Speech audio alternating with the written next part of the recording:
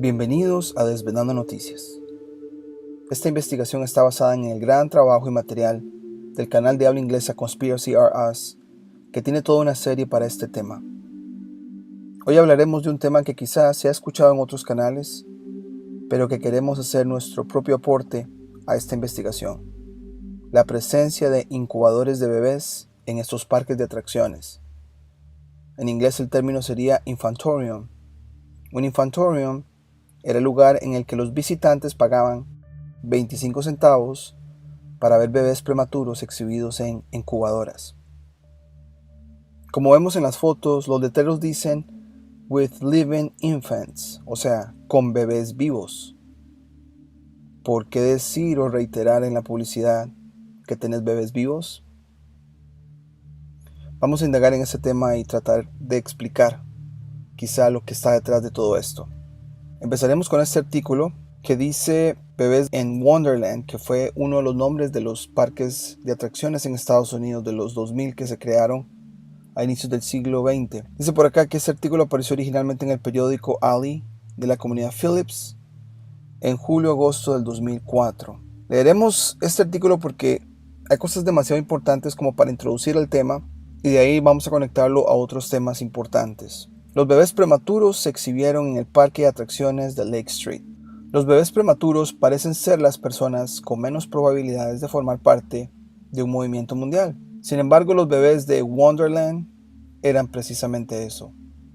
Se encontraban entre los 80,000 bebés prematuros que fueron tratados en parques de atracciones y ferias en Europa y Estados Unidos entre 1896 y 1944. Años que ya pues levantan sospechas. Finales del siglo XIX, estamos en la Edad Dorada en Estados Unidos, y el 1944 es el final de la Segunda Guerra Mundial. Dice por acá que el parque Wonderland dice que abrió sus puertas a fines de mayo de 1905. Wonderland y otros parques similares formaron parte de la historia de amor, un poco de sarcasmo ahí, de Estados Unidos con la tecnología, y brindaron a los asistentes a la feria la oportunidad de ver las maravillas de la ciencia moderna en un ambiente de carnaval. Como que no se llevan los dos, ¿no?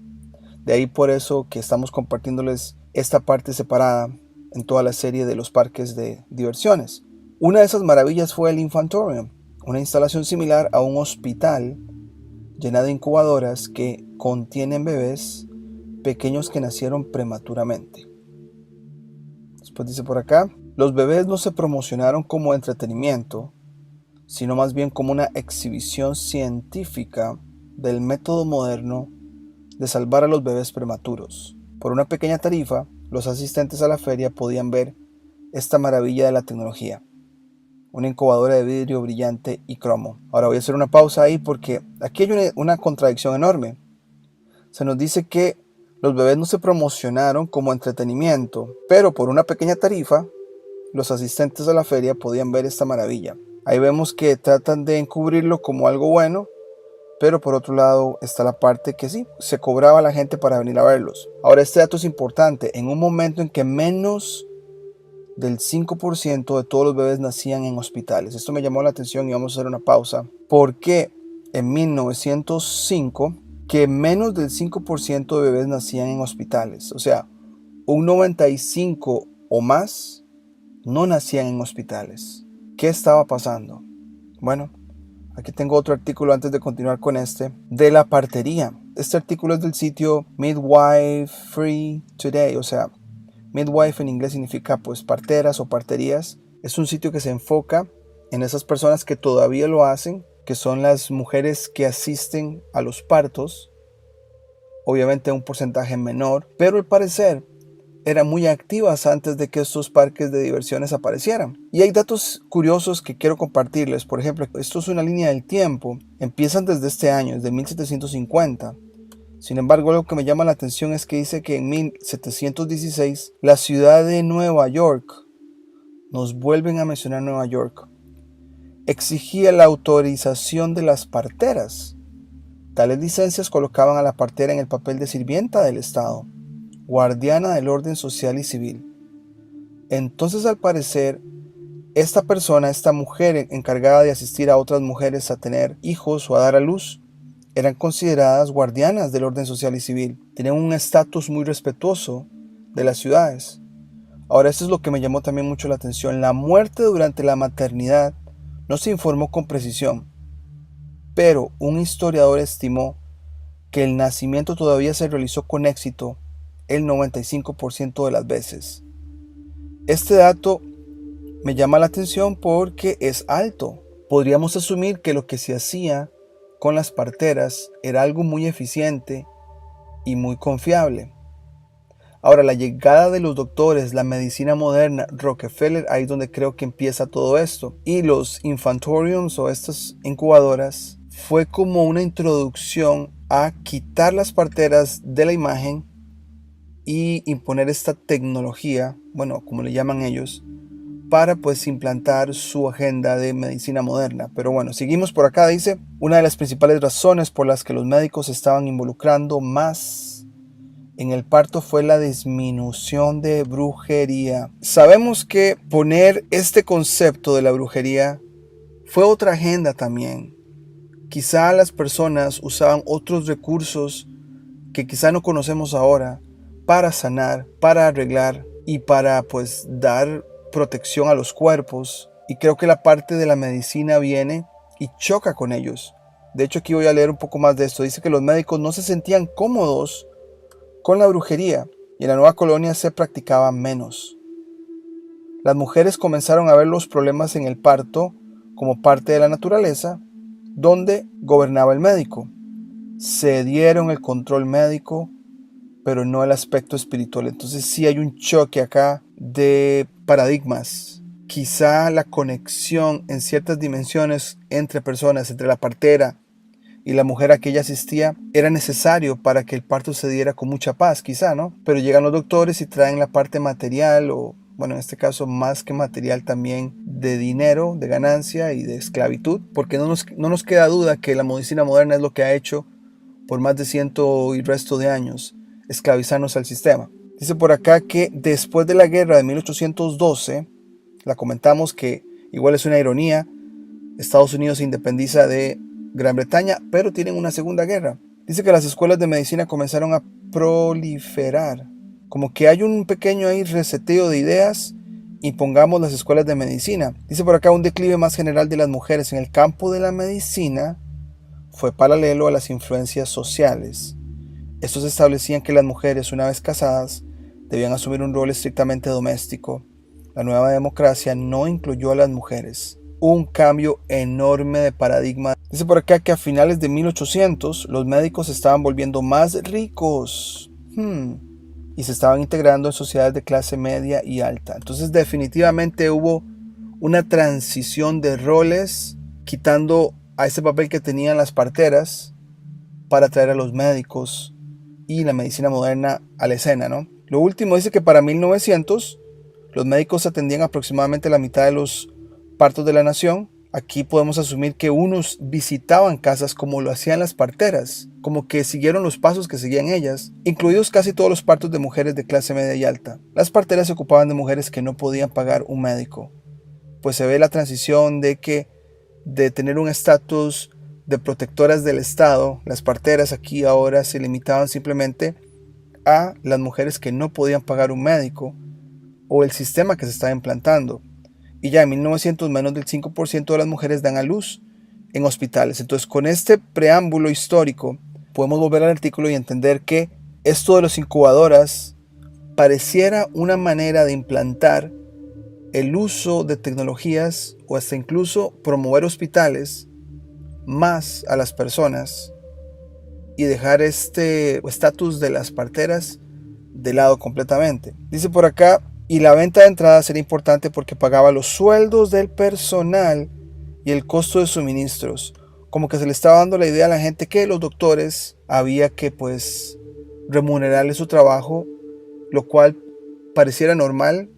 Sin embargo, sabemos que es una profesión que actualmente, por lo menos en Estados Unidos, ganan demasiado dinero. Dado que los padres no fueron acusados, cualquier niño remitido al infantorium por un médico era elegible para recibir tratamiento, una idea novedosa en sí misma. Después sigue diciendo el artículo, este enfoque novedoso para el tratamiento de bebés prematuros comenzó cuando el doctor Martin Cooney dio su primera demostración en Berlín en 1896.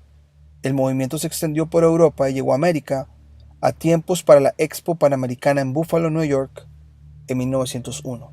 A finales de mayo de 1905, justo antes de la apertura del Infantorium de Wonderland, el Dr. Cooney estaba en Minneapolis, ofreciendo sus consejos a los médicos a cargo. Esperaban la llegada de las enfermeras, que habían sido especialmente formadas en París o Berlín. Hay demasiado para comentar aquí, pero vamos a ver que esto es casi como un tour.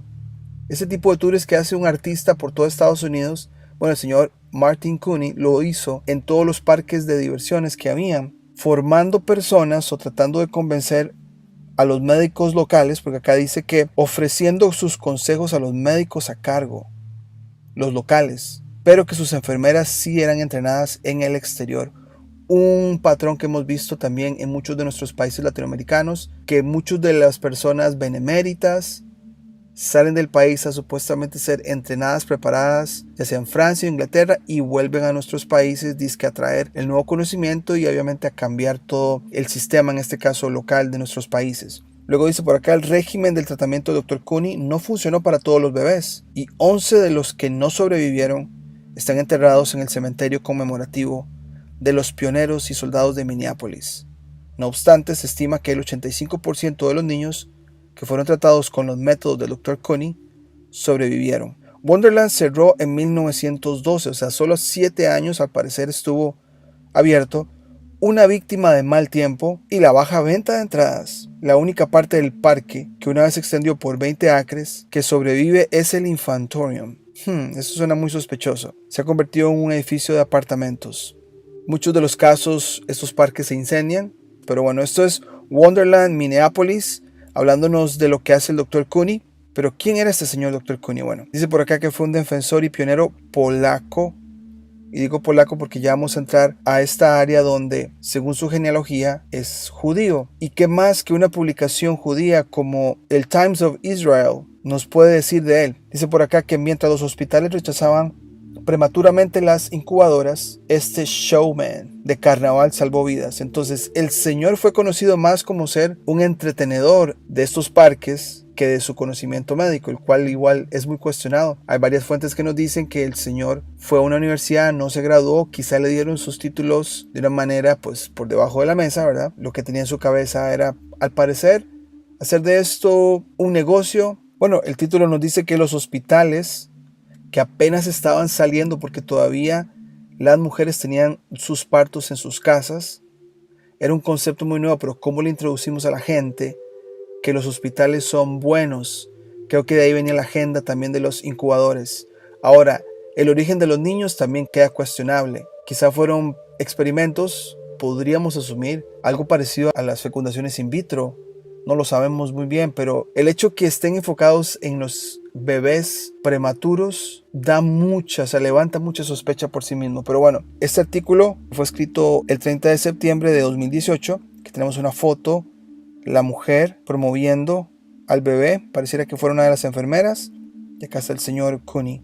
Dice por aquí que el establecimiento médico de la época tenía una visión poco clara de las perspectivas de los bebés prematuros y restó importancia al efecto de la incubadora. Pero el dispositivo fue promovido por artistas del carnaval, como Cooney, un judío nacido en Europa llamado Michael Cohn. Hay un cambio de nombre. Una foto, dice acá que aparece el señor Martin Arthur Cooney.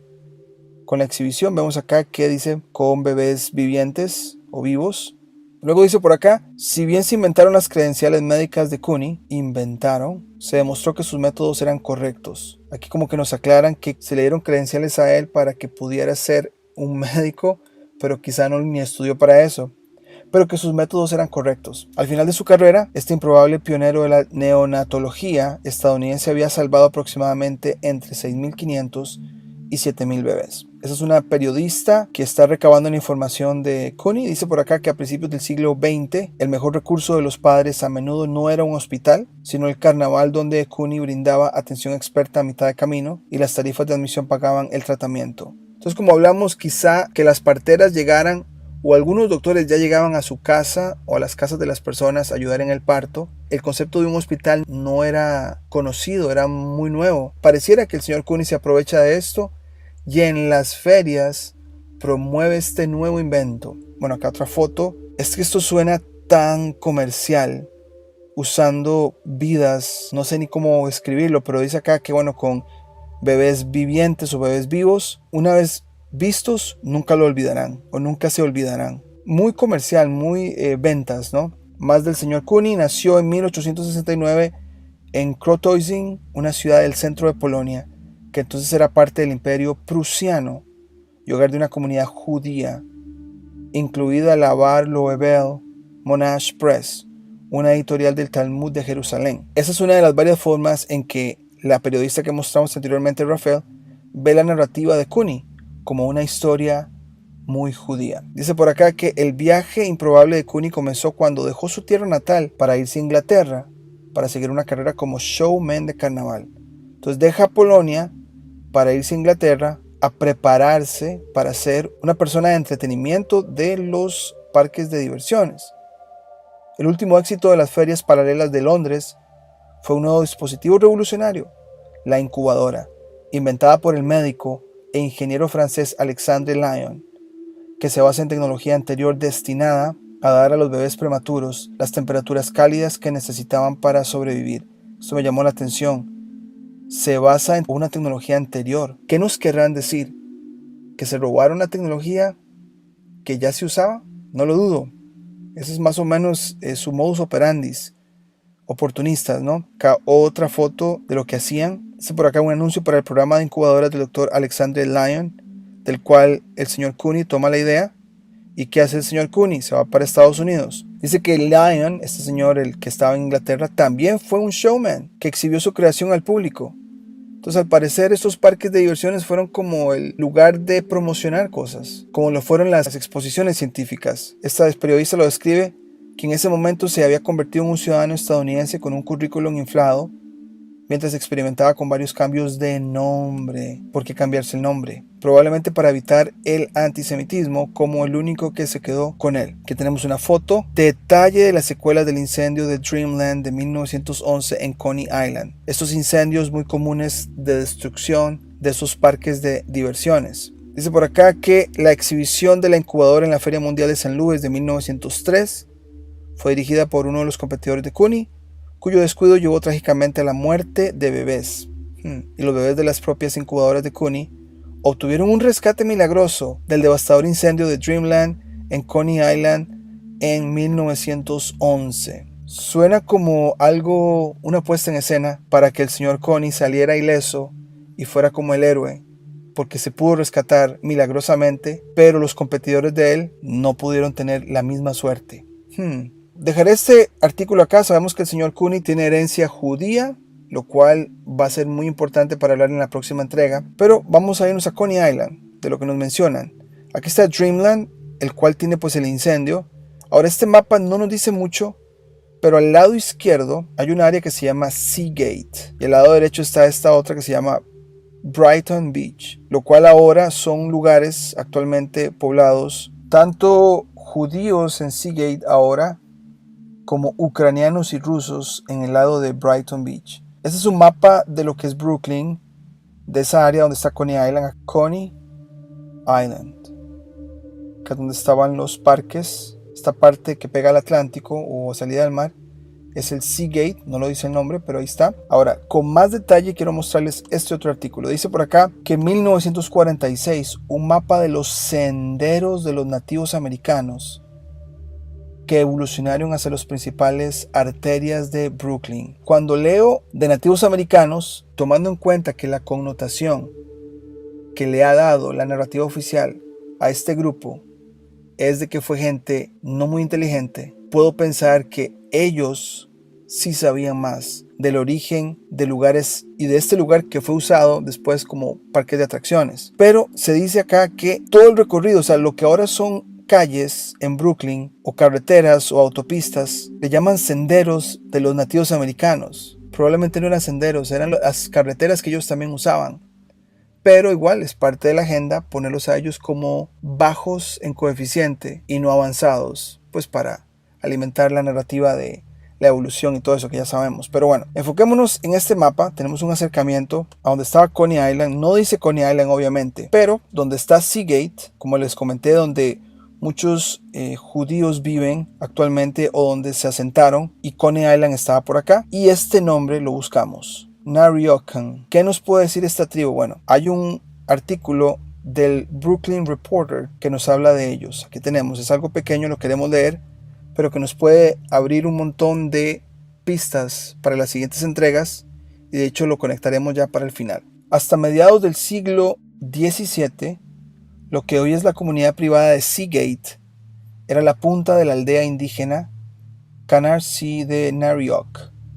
En 1645, cuando Lady Moody recibió la concesión de la ciudad de Gravesend, ella y sus seguidores adquirieron tierras de los indios que incluían Seagate. A mediados de la década de 1840, Michael Norton, un político corrupto, abrió Norton and Murray's Pavilion en Norton's Point, donde se encuentra hoy Seagate.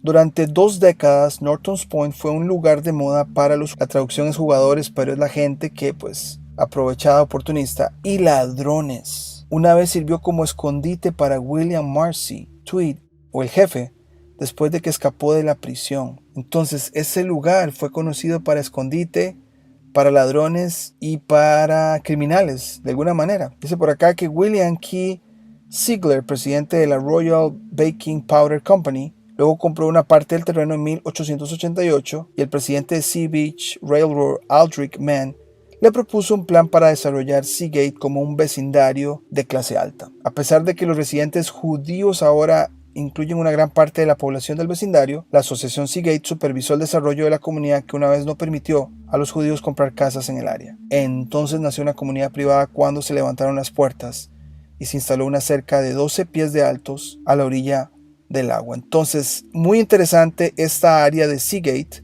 Volvamos al mapa. Acá, en esta parte a la izquierda de lo que es Coney Island.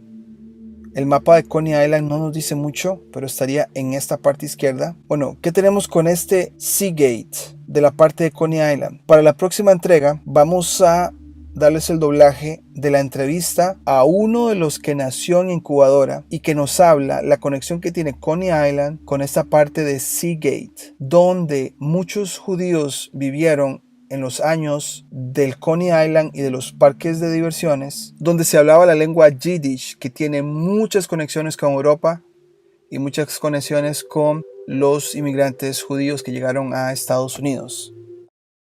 Hoy tenemos la continuación de este tema, con la entrevista de una persona que afirma que fue uno de estos bebés y que creció en el área de Coney Island, donde habían varios parques de atracciones como Dreamland y Luna Park. Su nombre es Norman Stock, un escritor y poeta que, según sus recuentos, creció en un área llamada Seagate, localizada exactamente al lado de Coney Island. Para hoy traeremos un doblaje de una entrevista hecha por Coney Island Project, al parecer una organización sin fines de lucro que trata de mantener viva la historia de Coney Island.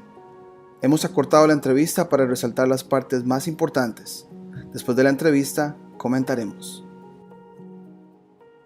Esta es Trisha Vira para el proyecto de historia de Coney Island. Hoy hablamos con Norman Stock. ¿Puedes decirnos dónde y cuándo naciste y tu conexión con Coney Island? Nací en 1940 en Brooklyn. Fui prematuro, fui demasiado prematuro, así que me trasladaron a una incubadora que solía estar en una exhibición en Coney Island.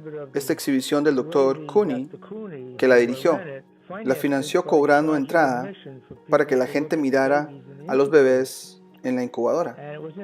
Y fue en Coney Island, pero cuando nací en 1940, fue trasladado a la Feria Mundial de Flushing, así que estaba ubicado allí. Así que estuve allí durante aproximadamente un mes y medio. Mi familia, ya sabes, obtuvieron entrada gratis a la Feria Mundial. Solían venir a verme allí. Dijiste que escribiste un poema sobre ser uno de los bebés incubadores del Dr. Cooney. ¿Podrías leerlo para nosotros? Así que aquí está el poema. Mi única historia es cómo nací. 2 meses prematuro, aferrándose a la vida, y fue puesto en una incubadora en la Feria Mundial en Flushing, Queens, en 1940, donde tenían las mejores incubadoras. Entonces estaba en una exhibición, donde todos pudieran mirarme. Dijeron que era tan pequeño como una cuchara. Y hay una carta que aún tengo de la Sociedad para la Preservación de la Vida Infantil, diciéndole a mi madre que viniera a buscarme para hacer espacio para más bebés. Y aquí estoy yo, 80 años después, todavía tratando de ponerme al día. Ese termina con todavía estoy tratando de ponerme al día. Luego continúa así. Mi familia se rió cuando hablaron de eso. Voy de gratis a la Feria Mundial y me llamaron Nissen, porque mi padre idolatraba a su abuelo, el Seider Nissen, un tabernero en la Europa de la preguerra. Así que ahí estaba yo, un niño americano con un nombre yiddish, pero me llamaron Nisi, que estuvo bien. Casi todos en mi cuadra tenían un apodo. Nisi encaja perfectamente. Nisi era quien yo era. Nadie me llamó Nissen hasta que llegué a la escuela con la Iris y el de David. Y todos los demás nombres normales no se encuentra un Nissen, excepto yo. Entonces le pregunté a mi madre, ¿qué era en inglés? Ella dijo que tal vez Norman. Entonces le pregunté al director de la yeshiva si pudiera cambiar mi nombre en sus registros antes de graduarme. Él dijo que sí, puedes llamarte a ti mismo como quieras, siempre que sea solo tu nombre. Entonces me convertí en Norman. ¿Alguna vez lo cambiaste legalmente? No, nunca lo cambié legalmente. Nada más lo cambié en secundaria viniendo de primaria, el yeshiva, y seguí usando el nombre Norman sin cambiarlo. Así que todavía está en mi certificado de nacimiento, el nombre original, pero en todos los demás está Norman. Pasaporte y todo lo que tengo, ya sabes. Así que no sé si eso causará algún problema, pero es así. Simplemente no me molesté. ¿Qué recuerdas de la casa y la calle donde creciste? Sí, era un edificio de apartamentos. Estábamos en el segundo piso. Creo que había 4 pisos, pero había muchos apartamentos en cada piso, como 3 o 4. Era en nuestra calle 24 oeste en Coney Island, entre Mermaid y Surf, pero también un poco más cerca de Surf Avenue, que está más cerca de la playa y el embarcadero y el océano. Entre Mermaid y Surf también hay vías de tren o tranvía. En una vez que hubo un carrito, recuerdo que solíamos poner monedas en las vías y verlas aplastarlas por el tranvía, pero luego el tranvía se descontinuó cuando comenzaron a usar los autobuses. La mayoría de las veces era para ir a la estación de metro, que estaba a 10 cuadras de distancia, pero supongo que está entre Seagate y la estación de metro.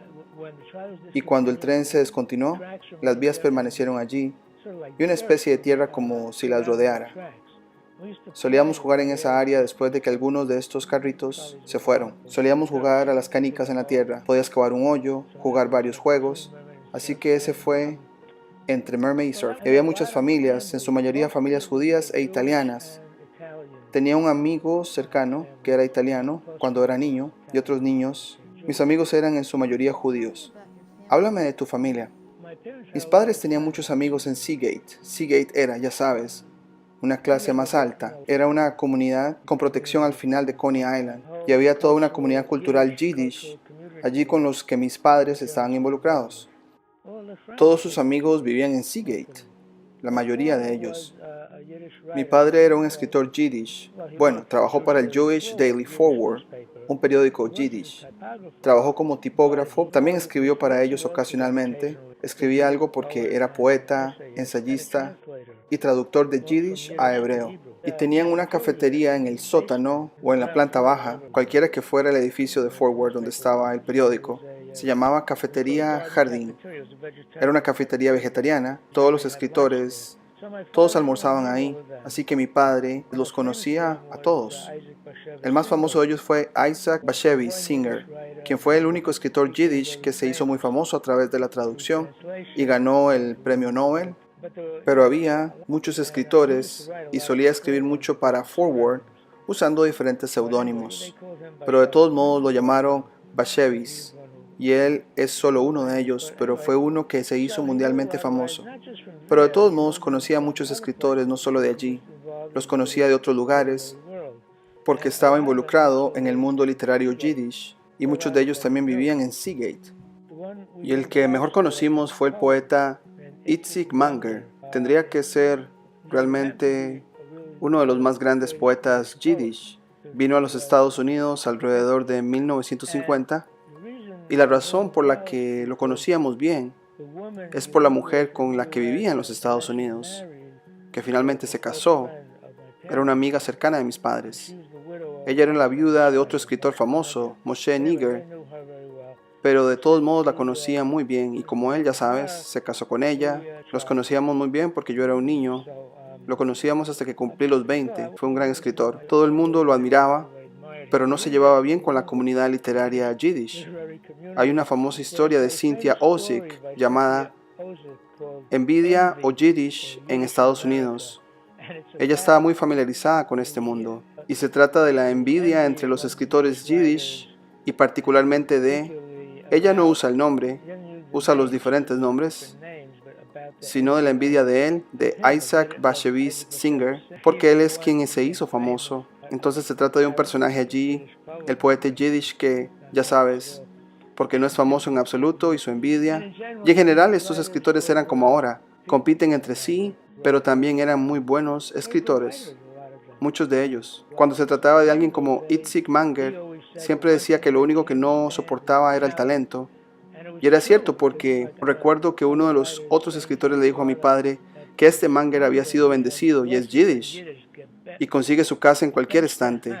Tiene manos bendecidas y estaba enojado por eso, que este tipo era tan bueno en su escritura, pero también este Manger no era una persona amigable, especialmente con otros escritores, y parecía tener algún tipo de disputa contra el mundo literario, a pesar de lo que lo honraron varias discusiones con otros escritores, y no era una persona demasiado amigable. Le gustaban los niños, él era amigable conmigo, pero no tanto con los adultos.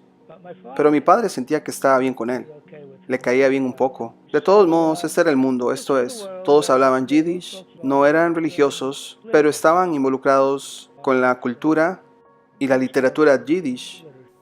¿Los escuchaste a menudo leerse poemas entre ellos? ¿Había salones literarios? Hubo eventos donde se leyeron poemas, donde se realizaron obras de teatro en yiddish. De hecho, mi padre tradujo una obra que creo, no sé, del hebreo, yiddish o algo así, que se representó en el sótano de otro edificio del Forward, donde tenían un teatro. Eso se realizó allí, lo había traducido. Y también hubo eventos en los que leyeron sus obras, sí. Hubo cosas así, donde asistí. Hubo algo de eso. Escuché que se leía mucha poesía yiddish y en prosa de varias maneras. No sé exactamente. Incluso estudié hebreo. Bueno, fui a una yeshiva cuando era niño hasta la escuela secundaria. Bueno, no la mayor parte, pero también fui a una clase de Yiddish después de la escuela durante algunos años. De hecho, mi padre era originalmente un profesor de Yiddish. Enseñó en los Estados Unidos, enseñó en una escuela Yiddish, pero luego consiguió el trabajo en el Jewish Daily Forward como tipógrafo y esa se convirtió en su carrera. Escuché mucha literatura yiddish, pero por supuesto que hablaba inglés. Tenía una educación totalmente estadounidense y realmente no me identificaba con ellos tanto, ya sabes. Es solo algo que escuché mucho. ¿Eras completamente bilingüe? No, no era completamente bilingüe. Básicamente solo inglés, pero estudié hebreo y yiddish, que conocía mejor gracias a mi abuela, con quien vivimos durante un tiempo. Ella solo hablaba yiddish y mis padres hablaban mucho en la casa y nosotros también hablamos inglés. Pero no lo era, no diría que soy bilingüe. Realmente nunca hablé yiddish, no lo hablé, solo si tuviera que hacerlo, pero lo entendía bien. Uno de nuestros amigos en común recordó un ensayo que probablemente escribiste en la escuela secundaria y quería leer las líneas para ver si lo recordabas y si evoca algún recuerdo. Dice: la cueva de conchas durante todo el año mira al horizonte. Ella mira el océano besar el cielo, la isla descansa. Bien, lo recuerdo. Recuerdo el ensayo sobre Coney Island. Sin estar seguro de por qué lo escribí. Podría haber sido algo para la escuela, no estoy seguro. Puedo recordar esas líneas vagamente. Esa fue un poco más la parte de besar el cielo. Eso fue un poco más florido de lo que diría ahora. Supongo que era una tarea para la escuela, pero lo que me llamó la atención fue que es poético y luego te convertiste en poeta, lo que despertó tu interés por escribir poesía. Siempre tuve interés en la poesía y estudié literatura, ya sabes. Me especialicé en inglés y literatura y era bueno escribiendo ensayos. Aunque no hice escritura creativa en la escuela secundaria o incluso en la universidad, ya había terminado la universidad. Hice crítica literaria porque me estaba especializando en inglés. Así que leí mucha literatura y los ensayos eran un tipo de escritura pero no era poesía. Entonces, por supuesto, como dije, estaba rodeado. Mi padre era poeta, estaba rodeado, mi hermano escribía poesía, estaba rodeado de literatura y poesía. Me encantaría oírte leer otro de tus poemas. Este poema se llama La casa de piedra. Dos hombres caminan a mi lado. Uno lleva una cuerda, el otro sostiene una hacha. No me dicen nada, ellos solo caminan cerca. Pero tengo curiosidad, yo los sigo. Van a una casa de piedra en mi antiguo barrio. Suben una escalera trasera, yo los sigo. En lo alto de las escaleras giran y me miran subir las escaleras hacia ellos. Viene uno de ellos, dice. Nos encontramos en un cuartito, me atan. El hacha no debe usarse, me han dicho. Solo la cuerda. Entonces, ¿para qué sirve el hacha, digo, si no se usa en mí? Era para que nos siguieras, me han dicho, para que te tengamos aquí. ¿Qué va a hacer de mí, digo? Y hay una extraña confianza en mi voz. Permanecerás como estás, me han dicho. Tu vida entera no será diferente a la de antes. Yo sé que digo, siempre lo he sabido, y siempre he sido así, pero nunca escucho. Estás equivocado, me han dicho. Aquí es donde siempre has estado, en esta casa de piedra. La única diferencia es que estamos aquí contigo ahora. Nuestra indagación del Yiddish, del que habla Norman, en el área de Seagate, en Nueva York, nos lleva a la ciudad de Odessa, hoy en Ucrania.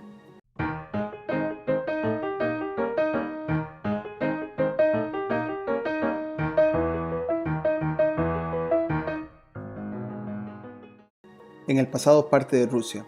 Acá un artículo de la Asociación del Instituto Histórico Judío de Polonia que nos da varios detalles históricos del Yiddish. El artículo nos dice que en las décadas de 1860 y 1870, estas décadas seguiremos hablando, al parecer hubo una interconexión entre Estados Unidos, América, Rusia, Europa, un cierto tipo de reinicio, reseteo. Tenemos las revoluciones o las guerras civiles, leyes contra esclavitud, un montón de cosas suceden, pero se me hace curioso que en las décadas de 1860 y 1870, Odessa seguía siendo el centro principal del Hashkalah en Rusia. Ahora el Hashkalah es como la ilustración en el lado judío del movimiento de la ilustración en Europa, y más tarde también del primer movimiento sionista. En mayo de 1860 se publicó en la ciudad la primera revista judía en ruso, Prashet. Posteriormente fue descontinuado y reemplazado por el periódico Sion, publicado desde julio de 1861 hasta abril de 1862. Sin embargo, más adelante dice, en los años del 60 al 71 se imprimió en Odessa un semanario en hebreo llamado Hamelitz y su suplemento en Yiddish llamado Kol Mewaser desde 1864. Entonces vemos que pues había su lengua hebreo, pero también estaba la lengua Yiddish que se hacía disponible a las personas que hablaban, a los judíos que hablaban también esa lengua. Luego dice, Odessa fue la primera ciudad de Rusia donde los judíos fueron víctimas de pogromos. Fueron perpetrados principalmente por griegos locales y marineros de barcos griegos. Vemos una mezcla de personas de diferentes lugares, griegos, rusos y judíos. Luego ya llegamos al punto donde los parques de atracciones estaban en su apogeo. Dice que a la vuelta del siglo XX, Odessa se convirtió en un gran centro de literatura yiddish. Algunos de los autores yiddish más destacados fueron estas personas. Luego dice que en 1910, ese señor Levinsky fundó Good Morgen, el primer diario en yiddish. A partir de 1911 comienza a publicarse el periódico Shalom Aleichem. En 1908 se fundó un teatro judío que representaba obras de teatro en yiddish. Entonces vemos que en Odessa, en los años muy similares a la creación de todos estos parques de atracciones, la lengua yiddish empieza a prevalecer. Hay muchos intentos de preservarla, tanto en literatura como en arte. Más o menos a los finales de la Primera Guerra Mundial dice que había también muchas revistas en yiddish. Dice que en 1917 y 1920 Odessa fue el centro más importante de impresión de libros hebreos en Rusia. Luego ya más adelante dice que casi hasta finales de la década de 1930 Odessa fue un importante centro de cultura yiddish en la Unión Soviética. El yiddish se utilizó como idioma predominante en muchas oficinas estatales. Incluso había puestos de milicias y tribunales de distrito donde el Yiddish era el idioma oficial. También dice por acá que en el 26 el Departamento de Estudios Yiddish se abrió en la Universidad de Odessa. Entonces vemos una preservación de la lengua, más que todo en lo que es la parte secular. Algo que nos puede ayudar a entender más de este lenguaje Yiddish es su influencia en Rusia. Parece haberse entrelazado con el Fenia, que fue un lenguaje ruso usado entre criminales. Originalmente fue criptoidioma de los ofenias o koroveinikis, vendedores ambulantes de libros, iconos, pinturas, juguetes, telas, ese tipo de cosas. Pero vemos acá en la entrada de Wikipedia que el vocabulario cambió después con una notable infusión de palabras de origen yiddish. Durante los tiempos de la Unión Soviética, el fenia penetró en el ruso comúnmente hablado y que ya no era considerado críptico. Así que, digamos, tenemos esa conexión de que el yiddish de alguna manera cambia la parte de encriptado al lenguaje fenia. Y cuando nos vamos al origen del fenia, que también es importante pues mencionar qué es el fenia o de dónde viene, la palabra ofenia o afenia puede provenir de Afini, Atenas, ya que los que iniciaron esta profesión fueron griegos. Luego se conformó por griegos, rusos, gitanos y judíos. Vimos en el artículo que los griegos tenían mucho que ver ahí en Odessa y quizá tuvieron una batalla económica con los judíos. Es una de esas situaciones en la que muchos grupos están mezclados. Es muy difícil saber el origen de quién es quién y solo el ganador, en este caso de la batalla financiera, escribirá la historia. Y bueno, ahí se los dejo a ustedes para que saquen sus conclusiones. Otra palabra relacionada, incluso vigente en la actualidad, es afera o aferist, que viene siendo estafador, fraudulento, persona metida en negocios sucios. Entonces, esa dinámica en Odessa de varios grupos, digamos que haciendo trampa, haciendo juegos sucios, fraudulentos, estafadores, está muy relacionada a esta palabra de ofenia o afenia, que viene siendo el nombre de la lengua. Ahora aquí les quiero comentar pues algunos ejemplos con más detalle de lo que pasaba en Odessa. Por ejemplo, vendían iconos realizados en madera de tilo que tenía una calidad inferior. De ahí viene la palabra lipa o lipovich, tilo o de tilo, expresión que se usa hoy en día para cuando querés decir algo que es trucho o está falsificado. También se dice que hacían doble estafa, vendían un icono que tenía imágenes diabólicas debajo de la primera capa de pintura. Entonces, una vez que se iba uno de los ofenias de ese pueblo, pasaba otro ¿con qué? Con una mejor oferta, donde parte de su show era mostrar que el ofenia anterior los había estafado, raspando un poco la pintura y evidenciando la presencia de demonios o cuernos, etc. Entonces como que había un código en estos estafadores que uno va a pasar primero, después yo paso con tiempo y le meto otra mentira para que mi versión sea la verdadera, y es como un círculo vicioso de estafa, ¿no? También es importante pues recalcar, como lo vimos en el artículo, que Odessa estaba dentro de una zona de asentamiento. Entonces judíos, gitanos y nuevamente algunos griegos podían vivir y comercializar dentro de la ciudad y los alrededores. De ahí aparece el crimen organizado judío, también donde personajes con el tinte de Robin Hood que robaban solo a los adinerados salieron. Uno muy conocido, citado en libros y películas, es el judío apodado Mishka Japonchik. Del Odessa Journal muestra algunas fotos de él o algunos retratos. Aquí hay una por acá, después por acá hay otra. Luego dice por acá que la gente de Japonchik, los que trabajaban para él, penetró por todas partes, aterrorizaron a los comerciantes de ganado de Odessa, a los tenderos, a los comerciantes de clase media, y mansamente le pagaron a Mishka un generoso tributo. Japonchik presentó a su gente a la policía y recomendó qué rangos y cuándo poner en su seno. La policía de Odessa estaba a merced. Esto nunca había pasado antes en el Imperio ruso. Después por acá cierra esta parte diciendo que Japonchik también tuvo la primacía en el país en la organización de un sindicato criminal que incluía pandillas de otras provincias. O sea, tenía una red bastante extensa por todo el país. Ajustó el flujo de fondos a su tesorería desde varias regiones de Rusia. En la organización había una estricta división en profesiones delictivas. Había artilleros, sicarios, comerciantes, estafadores, etc. El trabajo pagaba bien. La sociedad de Odessa habló sobre las impresionantes redadas en restaurantes, teatros y lugares donde se reunía la élite comercial. En cierto momento, no ser robado por Japonchik se volvió simplemente no respetable para un comerciante, algo parecido a una rebaja. Entonces era la cultura que se manejaba en Odessa con estos, digamos que estafadores al estilo de Robin Hood. Quizá sea hasta un primado negativo. Básicamente era una guerra de estafas entre pandillas, a ver cuál sería más a flote en todo esto. Entonces estamos hablando de Odessa. Ahora, si nos devolvemos a lo que es Coney Island, Luna Park y todos estos parques de atracciones a principios del siglo XX, nos encontramos con que hay un lugar que se llama Brighton Beach, que así como lo vemos en el mapa, ahí aparece a la derecha de Coney Island. Bueno, este lugar tiene esta conexión con Odessa muy interesante. Dice por acá que el atractivo de la playa de Brighton tiene para la gran parte del siglo XX familias de clase media. A principios del siglo XX, los judíos del Lower East Side, Brownsville y East New York tuvieron un mini éxodo hacia el semi-suburbio costero. O sea, de la tierra se mueven o se trasladan hacia la costa a esta parte de Brighton Beach, que está a la derecha de Coney Island. Después por acá dice que los judíos desarrollaron una presencia religiosa y política en el área. Después dice por acá que en el 18 el Brighton Beach Music Hall se convirtió en un teatro Yiddish. Otra vez la prevalencia de la lengua. Luego, después de la Segunda Guerra Mundial, los rusos en particular encontraron su camino a Brighton Beach. Con esto de que se vienen de Rusia, pues es muy probable que había mucha mezcla en Odessa, pero quizá con orígenes etnios también de otras partes. Ahora, lo interesante de este lugar de Brighton Beach es que tiene una área que se llama Little Odessa.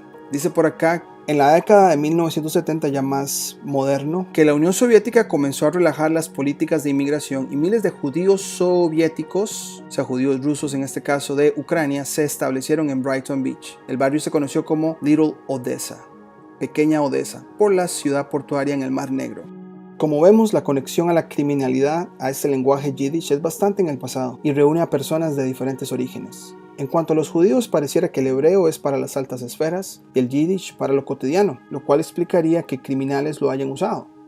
Ahora, ¿por qué habría un afán en literatura, tanto en Odessa, en Ucrania, como en Nueva York, de preservarlo tanto? En ambos lugares a inicios del siglo XX había un movimiento de la lengua y literatura Yiddish, precisamente los mismos años del auge de los parques de atracciones. ¿Tendrá alguna conexión que en el área de Seagate, al lado oeste de Coney Island, todos hablaban Yiddish? ¿Por qué en lo que hoy se conoce como Little Odessa y que ha sido Brighton Beach había un teatro Yiddish en 1918? ¿Qué tanta influencia tuvieron estas personas en el manejo de los parques de atracciones? ¿Estaremos hablando de una agenda global de criminalidad y encubrimiento? El último poema leído por Norman sugiere un tipo de abuso infantil, como aludiendo de ciertas personas con una cuerda y hacha, que son los que cuidan de él. ¿Será que estos niños habrían sido programados una vez que dejaban la incubadora y que el espectáculo era simplemente una distracción? Son preguntas que tenemos acerca de toda esta investigación, pero dejaremos el video por acá y me encantaría escuchar lo que ustedes piensan y nos vemos en la próxima. Si te gustó el contenido del canal, no olvides suscribirte, darle campanita para notificaciones, darle me gusta, comentar o compartir. Hasta la próxima.